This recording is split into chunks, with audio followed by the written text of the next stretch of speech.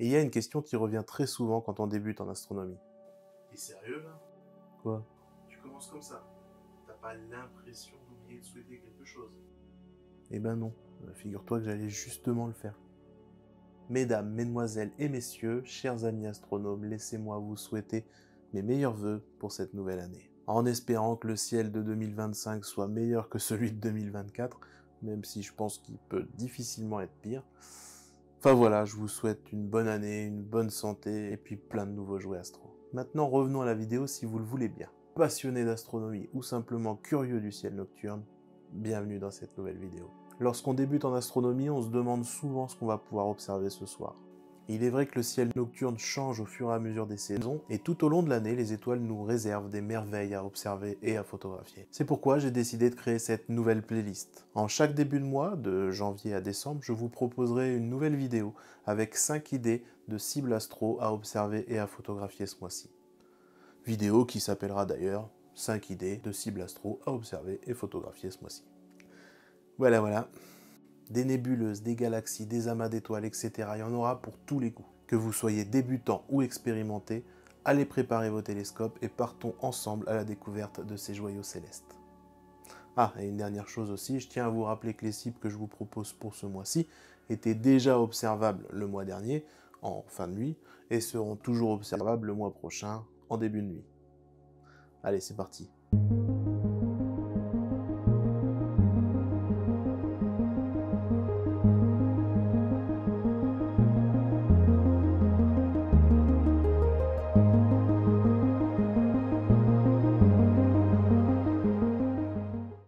Donc pour vous présenter ces cibles, je vais utiliser Sky Safari. Et pour commencer ce top 5, on va aller faire un petit tour dans la constellation d'Orion et vous allez voir qu'il y a plein de jolies choses à voir. Donc la constellation d'Orion, c'est celle-ci. Et nous, le premier objet qui va nous intéresser, hop, ça va être celui-ci. M78. M78, appelée également la nébuleuse de Casper le gentil fantôme. C'est une nébuleuse par réflexion située à environ 1600 années-lumière de la Terre dans la constellation d'Orion, comme on vient de le voir. Elle a une magnitude apparente de 8.3.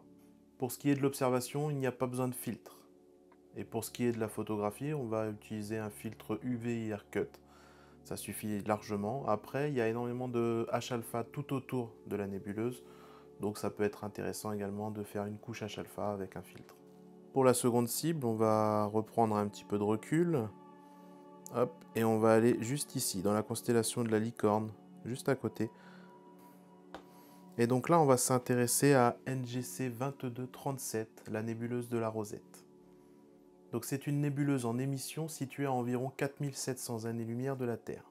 Elle a une magnitude apparente de 9, et on retrouve juste ici, en son centre, NGC 2244, c'est un très jeune amas d'étoiles avec une magnitude de 5,3. Donc là, pour ce qui est de l'observation, on va plutôt utiliser un filtre UHC ou un filtre O3. Et pour ce qui est de la photo, on va plutôt utiliser des filtres H-alpha O3 pour faire une version HOO et des filtres H-alpha O3 et S2 pour faire du SHO. Pour l'objet suivant, on va rester dans la licorne, donc on va reprendre un peu de recul et on va aller juste à côté, juste ici. Hop.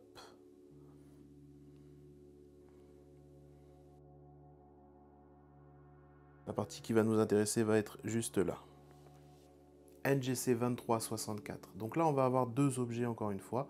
On va avoir une nébuleuse obscure, c'est la nébuleuse du cône qu'on aperçoit juste ici.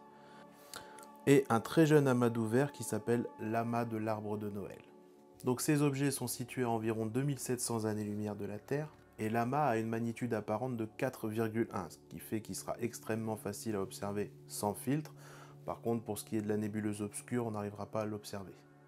Par contre, en photo, là on pourra vraiment avoir de très jolis résultats, et pour ça, pareil, on va utiliser des filtres HAO3 pour faire du HOO, ou HAO3S2 pour faire du SHO. Pour l'objet suivant, je ne pouvais pas commencer cette série sans parler de la grande nébuleuse d'Orion. Donc on va retourner dans la constellation d'Orion, et juste ici, on a M42, la grande nébuleuse d'Orion. Donc là, c'est une grande nébuleuse diffuse qui brille à la fois en émission et en réflexion. Et elle est située à environ 1340 années-lumière de la Terre. Elle a une magnitude apparente de 5. Et pour ce qui est de l'observation, donc on va pouvoir l'observer déjà très bien sans filtre, mais si on veut un peu plus de détails, on peut utiliser un filtre O3. Pour ce qui est de la photo, pareil, un simple filtre UV Cut suffit largement. Par contre, il y a beaucoup de H-alpha dans cette zone, donc ça peut être intéressant de rajouter une couche HA. Et enfin, la dernière cible, on va rester dans la constellation d'Orion. Hop, et ça va, on va aller voir une de mes nébuleuses préférées, si ce n'est ma préférée, la fameuse nébuleuse de la tête de cheval, IC 434.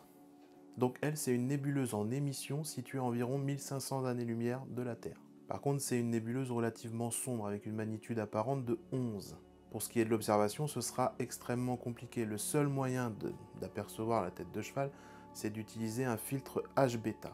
Filtre que l'on n'a pas forcément pour l'observation parce qu'il ne permet de voir que la tête de cheval et les nébulosités des Pléiades. Par contre, pour ce qui est de la photo, moi je vous conseille d'utiliser un simple filtre UV Cut, ce qui va nous permettre de récupérer toutes les couleurs parce qu'on a du rouge, du jaune, du bleu. Et on peut également utiliser un filtre H-alpha pour venir accentuer encore cette fameuse couche rouge. Donc voilà, on arrive à la fin de cette vidéo, j'espère que ce nouveau format vous plaît, n'hésitez pas à me laisser un petit retour dans les commentaires. Comme je l'ai dit en début de vidéo, c'est le commencement d'une nouvelle série, donc n'hésitez pas pareil à vous abonner si ce n'est pas déjà fait. Sur ce, moi il ne me reste plus qu'à vous souhaiter un très bon ciel, et puis je vous dis à très bientôt, allez ciao.